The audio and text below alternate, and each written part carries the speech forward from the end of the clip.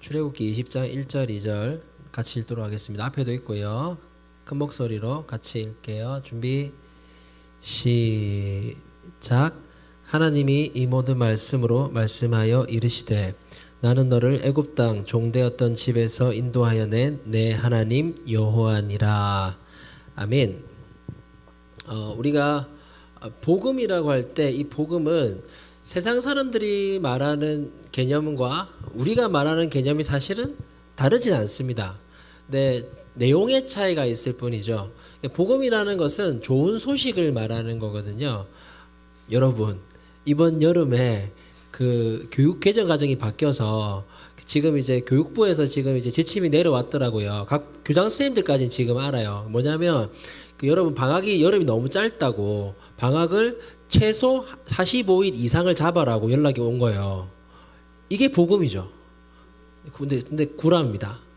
거짓말이었어요. 네, 목사는 거짓말을 진짜처럼 할 줄 아는 능력을 가진 자들. 네, 그런 일은 없는데 복음이란 좋은 소식이에요. 좋은 소식. 이제 우리가 믿는 좋은 소식의 내용은 예수님이 우리를 구원해 주신다는 내용인 거고요. 다른 종교들은 다르게 얘기를 하겠죠. 그런데 우리가 보고 있는 이 성경에서 다루는 가장 중요한 메시지는 얼마나 두꺼워요. 얼마나 양이 많습니까? 그런데 이 안에서 다루는 내용 중에 이걸 물론 축약하고 없앨 수 없지만 이 내용을 함축적으로 핵심적인 내용을 뽑으라면 그건 복음입니다.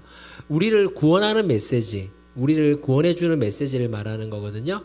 예수님이 우리의 구원자시라는 것, 그걸 믿는 사람이 구원받는다는 이제 이 메시지가 성경의 가장 핵심적인 내용이에요. 그런데 그 내용이 우리가 알기로는 신약에 가서 예수님이 나타나시는 장면에서 또는 예수님이 죽으시고 부활하신 이후에 그 뒤에 사도들이 말씀을 전할 때나 나타날 것 같은데 그렇지 않고 이 복음에 대한 이야기들은 복음이 담고 있는 진리와 이 메시지를 하나님께서 구약 역사 속에 동일한 패턴으로 기록해 놓으셨어요.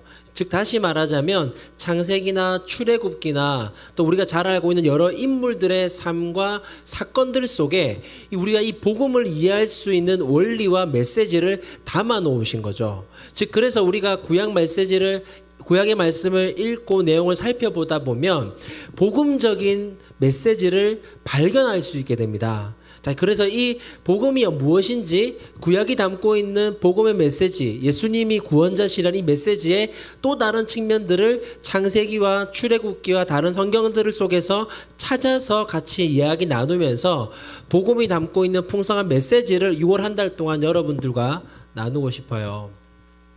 그 첫 번째 시간으로 이제 출애굽기 말씀을 읽었는데요. 여러분 잘 아는 구절입니다. 십계명을 시작하는 구절이에요. 알고 있다는 눈빛이야, 모른다는 눈빛이야, 그냥 대충 넘어가라는 얼굴들이야. 그 이집트 탈출하고 그죠? 그 시내산에서 모세가 올라가서 두 돌판에 십계명을 받아오잖아요. 그 사건이고요. 그 사건에서 지금 십계명을 받아오기 직전 말씀, 십계명의 내용을 설명해 주는데 그 직전에 하나님이 하신 말씀이 1절과 2절이죠. 3절부터 본격적인 십계명의 내용이 나옵니다. 1계명이 나오죠. 자, 1계명이 뭐죠? 주원아 1계명. 자, 그 뒤에 시영아 2계명. 자, 예랑아 3계명. 희원아 4계명. 자, 그 뒤에 하은아 5계명.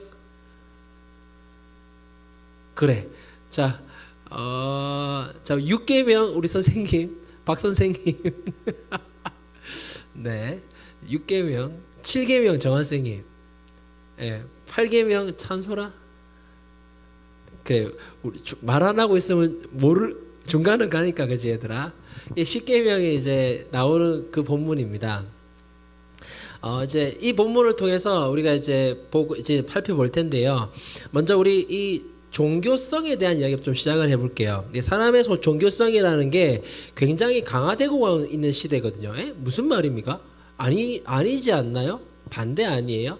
2021년 통계청 자료에 보면 부산에서 가장 많은 종교는 뭘까요? 부산 지역에, 자, 힌트 드릴게요. 기독교는 6%예요. 100%의 인구 중에 6%가 나는 기독교라고 얘기했거든요. 2021년에 통계청 자료에 의하면. 자, 그럼 제일 많은 종교가 어딜까요? 몇 개 없잖아. 자, 이슬람이다. 손 들어보세요. 이슬람 손 내리고. 자, 천주교다. 하나 골라야 돼, 얘들아. 하나는 골라야 돼. 자, 그 다음에 불교다. 자, 불교가 제일 많은 것 같은데 실제로 불교가 몇 프로냐면요, 32%였어요. 부산에. 높죠. 근데 불교보다 더 높은 종교가 있어요. 무교가 42%였어요. 그러니까 10년 전에 조사한 자료에 비해서 무교 비율이 약 6%가량이 올랐습니다. 그러니까 무교가 부흥한 거예요. 무교가 발전 성장한 거죠. 10% 거의 6% 가까이 올랐으니까. 근데 무교라고 자기는 종교가 없어요라고 답을 했지만, 근데 웃기게도 반대로 사람들의 종교성은 올라가고 있어요. 왜냐하면 물질적인 풍요나 숫자, 등급, 관계 이런 게 너무 지치는 거죠. 그러다 보니까 반대로 오히려 보이지 않는 것을 추구하고 싶어하는 마음이 드는 거예요. 무슨 말이냐면 절대적인 거, 영원한 거, 변하지 않는 거, 이런 거요. 하지만 근데 그 절대적인 것에, 영원한 것과 변하지 않는 것에 이르는 길을 몰라요. 안 해봤거든요. 가본 적이 없어요. 보이지도 않고 가보지도 않았으니까 결국은 늘 하던 거기로 돌아가요. 뭐 해봤던 걸로 돌아가는 거죠. 조금이라도 나를 충족시켜주고 채워주는 곳으로 돌아가는 거예요. 숫자로 돌아가는 겁니다. 등급으로 돌아가고요. 관계로 돌아가는 겁니다. 상처받으면서도. 반복되면서 이 일이 반복되면 반복되다 보면 나중에는 스스로를 속이게 되는 거죠. 마음에는 종교성이 있어요. 영원한 거 찾고 싶고 절대적인 걸 찾고 싶은 마음이 있어요. 사람은 누구나. 그런데 스스로를 속이는 거예요. 뭐라고? 영원한 건 없어. 절대적인 건 없어. 변하지 않는 건 없어. 그런 것들이 나를 채워주지는 않아. 라고 스스로를 속이긴 해요. 그런데 여전히 그 마음 중심에는 종교성이 있어요. 이 종교성에 대한 설문조사 결과들이 꽤 많이 나와 있는데 종교는 없는데 종교성은 있는 세대가 지금의 세대래요. 여러분 말하는 거죠. 지금의 시대를 젊은 사람들을 향해서 저는 포함하긴 좀 애매하나? 나도 젊은 사람 포함하긴 좀 애매하나? 어쨌든 젊은 사람들 속에 이제 뭐 미국에서는 그러니까 MZ라고 안 하고 젠지라고 하거든요. 19세에서 26세까지의 대상을 말합니다. 16세에서 26세까지의 대상을 젠지 세대라고 젠지 제너레이션을 부르는데, 이 젠지 세대를 대상으로 했을 때 종교는 없는데 종교성은 높은 세대라고 해요. 이 뭘 말하는 게 그거라는 거죠. 눈에 보이는 것들에 지친 거야. 그래서 영원한 걸 찾고 싶은 종교성은 있는 거야. 이미 400년 전에 칼빈이 그런 말을 했어요. 인간 안에는 하나님이 심어주신 종교의 씨앗이 누구에게나 있다라고 얘기했어요. 영원한 걸 찾고 싶은 거죠. 절대적인 걸 알고 싶은 거예요. 변하지 않는 걸 받고 싶은 거죠. 영원한 사랑. 존재만 한다면. 지금 제 핸드폰이 보시면 이렇게 웬 여자가 있는데 이렇게 하고 뒷면에도 계시거든요. 앞면에도 임재하셨고 뒷면에도 임재해 계세요. 이 폰을 올려놨더니 지나가는 그 젊은 집사님들이 비웃더라고요. 뭐냐고, 왜 그렇게 다니냐고. 영원한 건 있습니다, 여러분. 절대적인 건 있죠. 변하지 않는 게 있어요. 그게 우리를 공급하고 채우는 거예요. 보이지 않는 세계, 영원한 세계, 신을 향한 인간의 마음이 있는 거예요. 그런데 그게 우리 안에 잔재되어 있고 어디로 갈지를 모르다 보니까 다시금 눈에 보이는 것으로 숫자로 관계로 돌아오는 거죠. 그래서 우리는 종교를 좀 알아야 돼요. 여러분, 교회를 다니든 안 다니든 세상에 있는 종교에 대해서 기본적인 지식은 가지고 있어야 돼요. 자, 오늘은 뭐 다 할 수는 없고 간단하게 불교랑 이슬람 얘기 잠깐만 좀 해볼게요. 그러면 종교는 결과적으로 그 영원한 것에 맞닿는 구원론이 가장 중요한데요. 그 구원론에 대해 잠깐 살펴볼 텐데, 불교에서의 구원론은 사실상 의미가 없어요. 물론 경전마다 좀 다르긴 하지만 대부분의 불교에서는 윤회를 얘기하거든요. 이건 거죠. 지금 생에 살잖아, 정화 선생님이. 그럼 다음 생에는 바퀴벌레로 태어나는 거야. 우리 현지가 지금은 이제 아름답지만 이제 우리 너무 이제 하다 보니까 하랑이한테 막 욕도 하고 막 이제 막 하랑이한테 막 이제 막대하고 맛있는 것도 안 사주고 이래가지고 니는 심판받아라 해가지고 그 내세 다음 생에 지렁이로 태어나는 거야. 그 지나가던 우리 하랑이 소가 이제 부지직 바른 거지. 그래서 윤회 사상이 있기 때문에 구원 사상이 없어요. 단 심판은 있어요. 여기서 예배 시간에 졸면 신경아, 네 내세에 있잖아. 내세에 이제 그 딱정벌레 같은 걸로 태어나가지고 모기로 태어나가지고 앵 날아가다가 앞에 보이는 그 반주하는 은지 언니가 이런 그 김준현으로 태어나셔가지고 모기 신경미를 잡아버려요. 자, 불교에서 말하는 심판은 있지만 구원은 없는 윤회관이 구원론이에요. 사실상 구원론이 없는 거죠.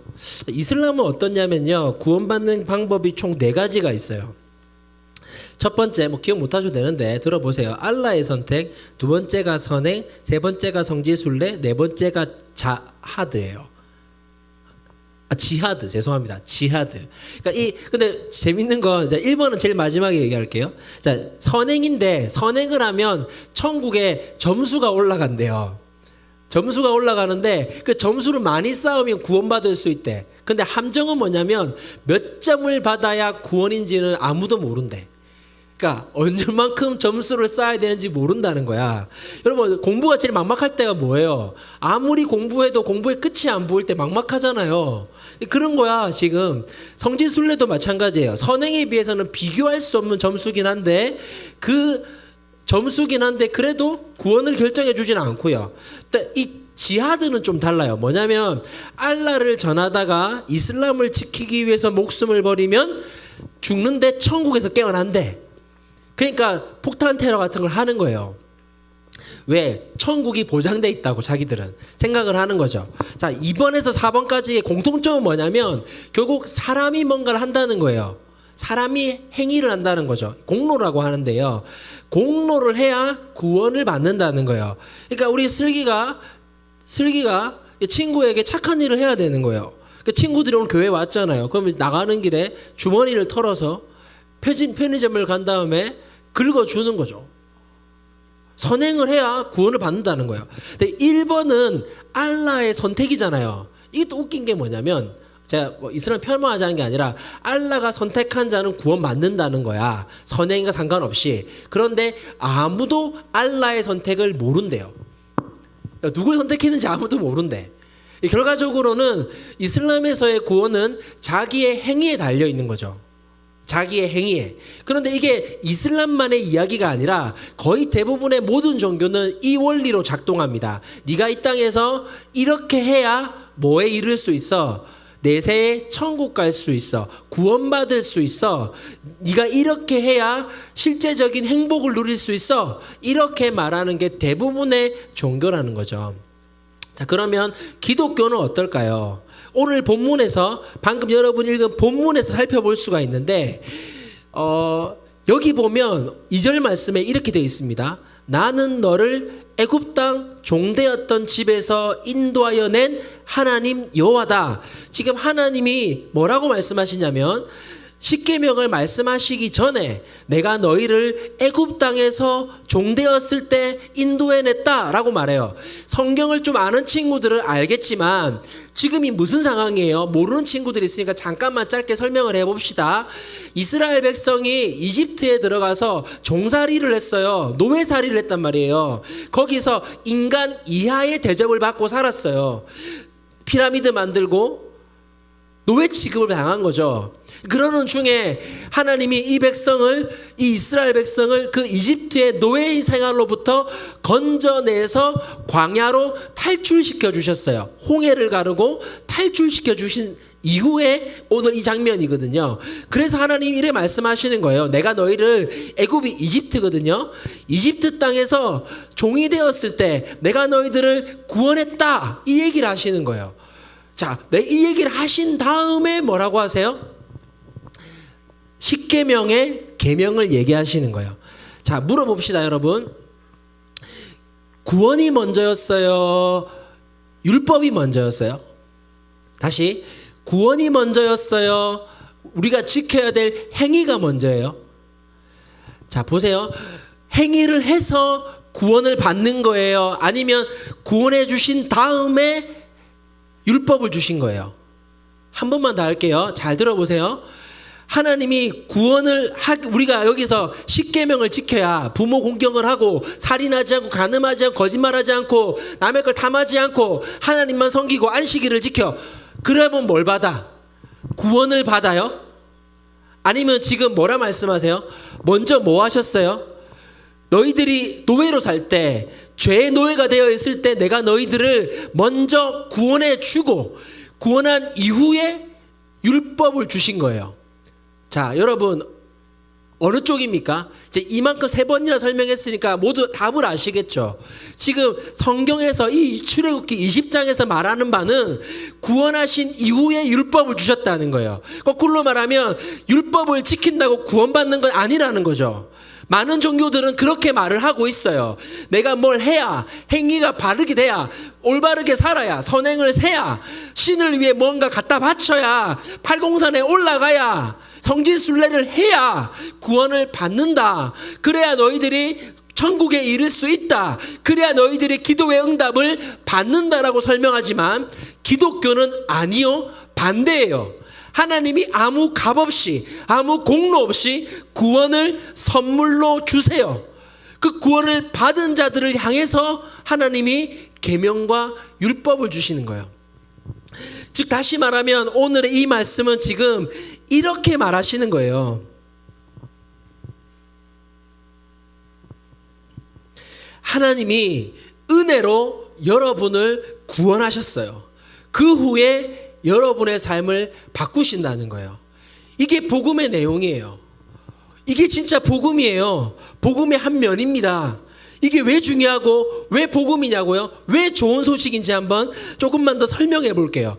여러분 마치 구원의 대가를 물건을 구매하듯이 내가 선지급하고 받는 게 아니라 이 구원은 오직 믿음으로만 받아요.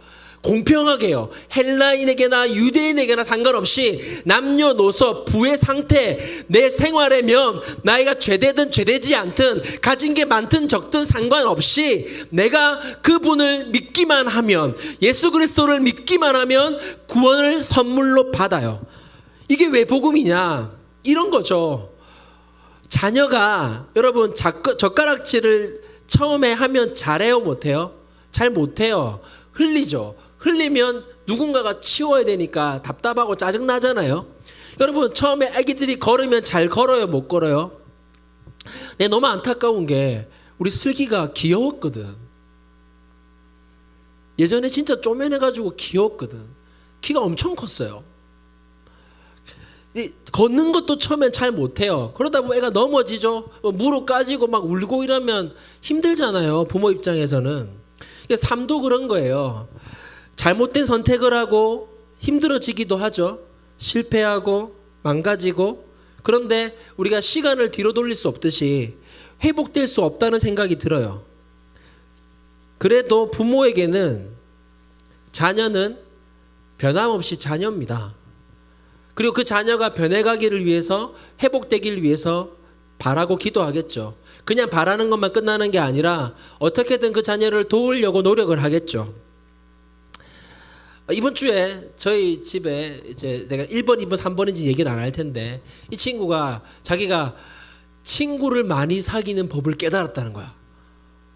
갑자기 와가지고 집에 막 오더만 아빠 내가 친구를 많이 사귀는 법을 깨달았대. 자 여러분 뭘까요? 한마디로 깨달았대.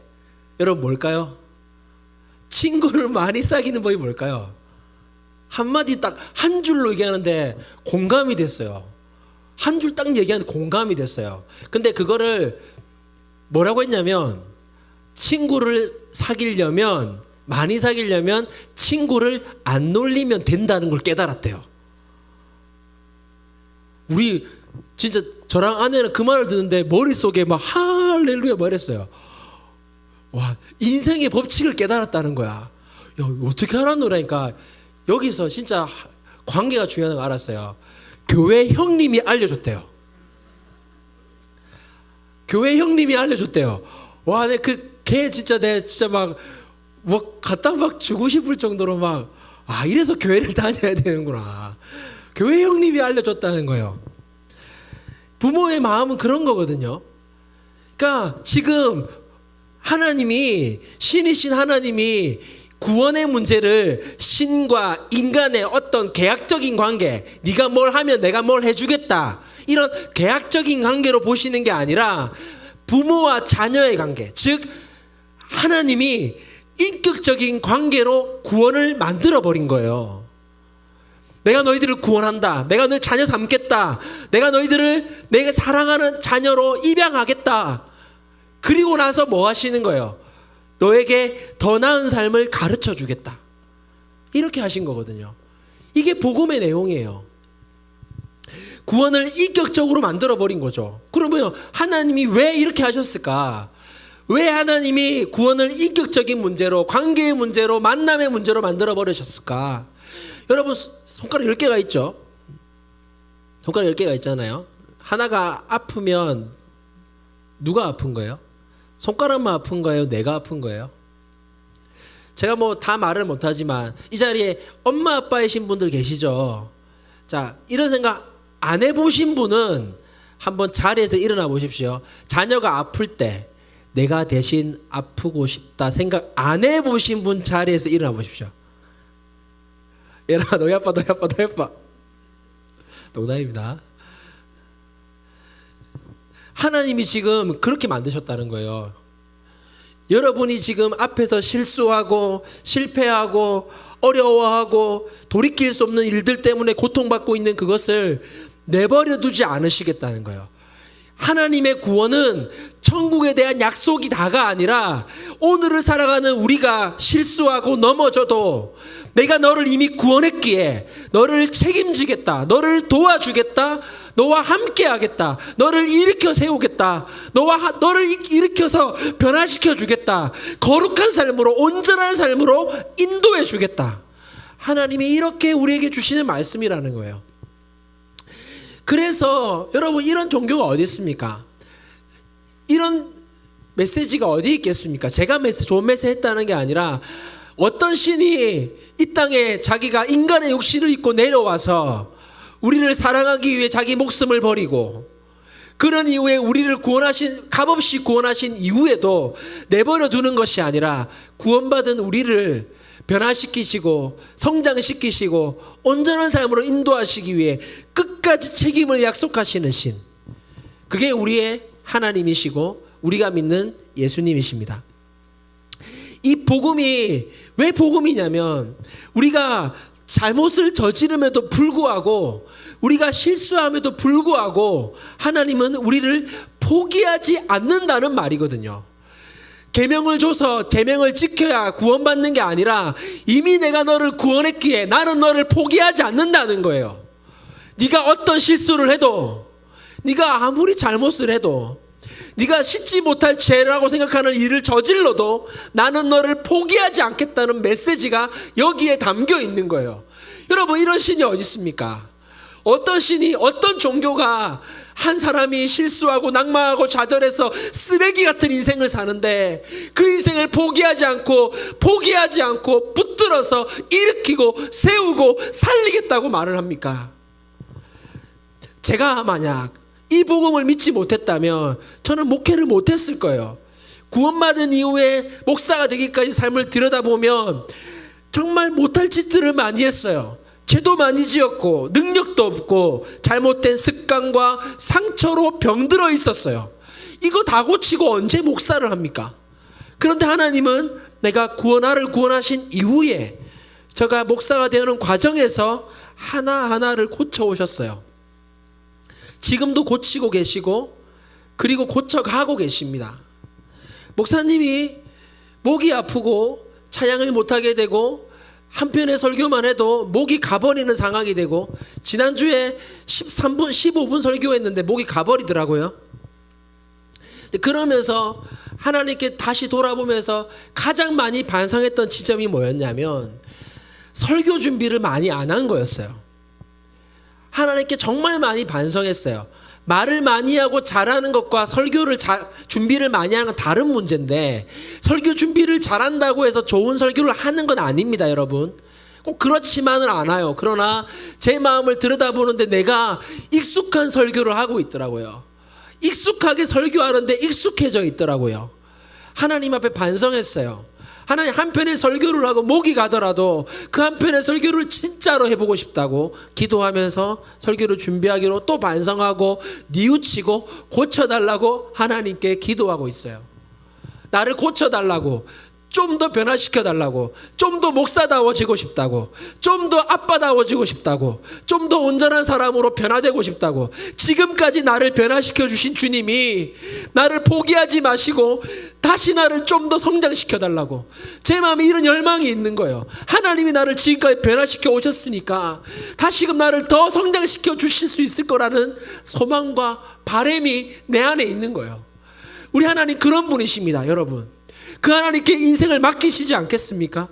그 하나님께 내가 하나님 나를 변화시켜 달라고, 내가 하나님 잘 믿고 하나님 내가 변화되기 위해 노력하겠다고, 그러나 내 힘으로 할 수 없다고, 나는 시간을 되돌릴지도 모르고 마음에 난 상처를 회복하는 방법도 모르고 영원한 것, 절대적인 것, 온전한 것을 찾아보지도 못했던 사람이라고. 하지만 하나님께 내 인생을 드리니 하나님이 나를 붙잡고 영원한 곳으로, 절대적인 인생으로 나를 이끌어 달라고 말할 수 있었으면 좋겠어요.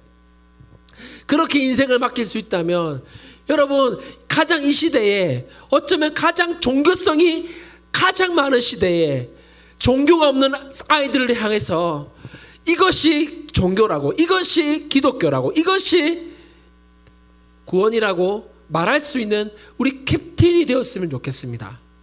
여러분, 이곳 존재하는 이유는, 캡틴의 청소년부가 이곳에 존재하는 이유는, 잘 들으세요, 교육을 위한 게 아닙니다.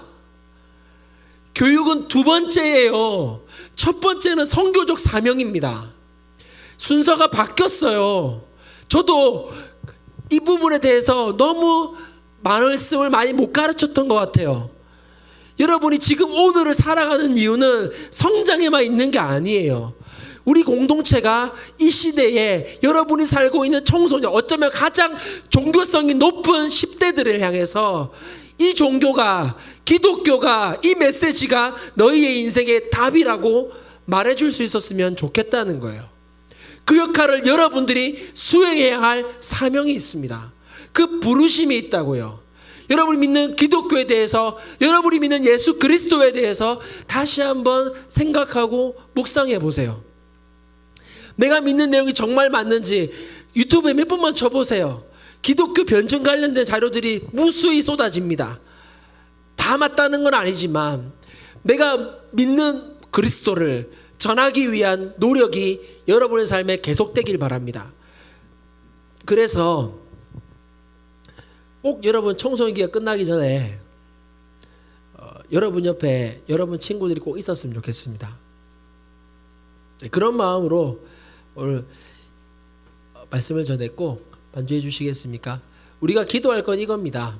이제 메시지를 이제 여러분 가슴에 새겨야 될 시간이에요.